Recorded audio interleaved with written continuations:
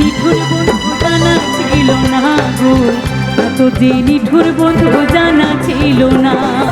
তোমার লাইগা রে আমার সোনা বন্ধু রে, তুমি কোথায় রইলা রে ভ্রমর কইও গিয়া। চায়ের দোকান থেকে কোটি হৃদয়ে লোকসঙ্গীতের নতুন ধ্রুবতারা রাবেয়া সেতুর জীবন গল্প।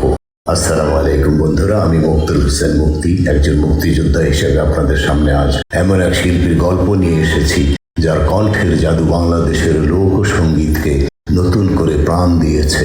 তিনি রাবেয়া সেতু।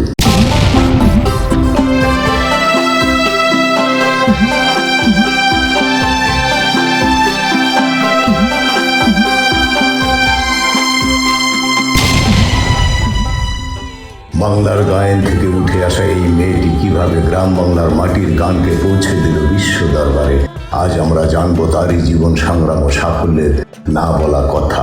রাবেয়া সেতু ছোটবেলা থেকেই তার কণ্ঠে খেলা করত সুর। বাবা মায়ের অনুপ্রেরণায় গানের জগতে পদার্পণ। প্রতিকূলতাকে জয় করে তিনি সুরের সাগরে ভাসিয়েছেন নিজের তৈরি। 1917 সাল ছিল সেতুর জীবনের টার্নিং পয়েন্ট। RTVর বাংলার গায়েন প্রতিযোগিতায় যখন তিনি মাইক্রোফোন হাতে নিলেন, তখন বিচারকরা অবাক হয়ে তাকিয়েছিলেন। তার গায়কের মধ্যে ছিল মাটির সোঁদা গন্ধ। প্রতিযোগিতায় চ্যাম্পিয়ন না হলেও তিনি জয় করেছিলেন কোটি মানুষের হৃদয়। সেই থেকে শুরু হলো এক নতুন ইতিহাস।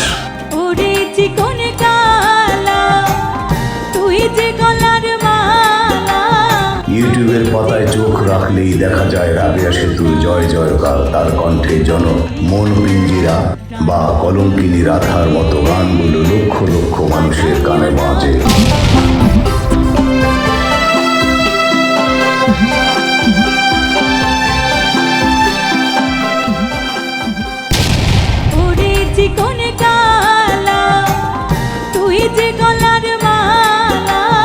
শুধু লোক গান নয়, আধ্যাত্মিক ও সুফি গানের উপর তার দখল বিস্ময়কর।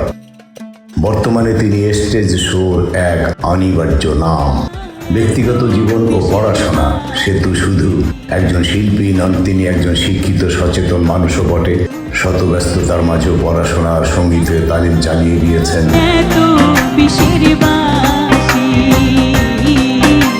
তিনি মনে করেন একজন প্রকৃত শিল্পীকে গানের তাত্ত্বিক জ্ঞানও রাখা প্রয়োজন।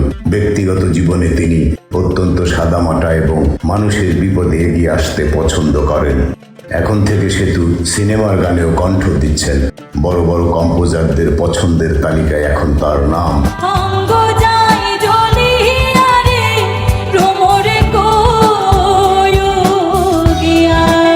তিনি চান বাংলাদেশের লোকসঙ্গীতকে বিদেশের মাটিতে আরো বড় পরিসরে নিয়ে যেতে।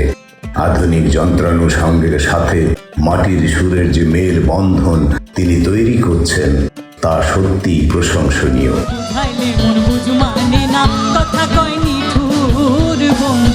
রাবেয়া সেতুর এই জয়যাত্রা অব্যাহত থাকুক।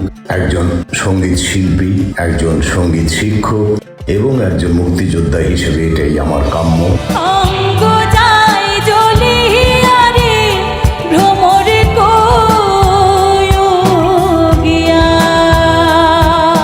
আপনাদের প্রিয় রাবেয়া সেতুর কোন গানটি সবচেয়ে ভালো লাগে কমেন্টে জানাতে ভুলবেন না।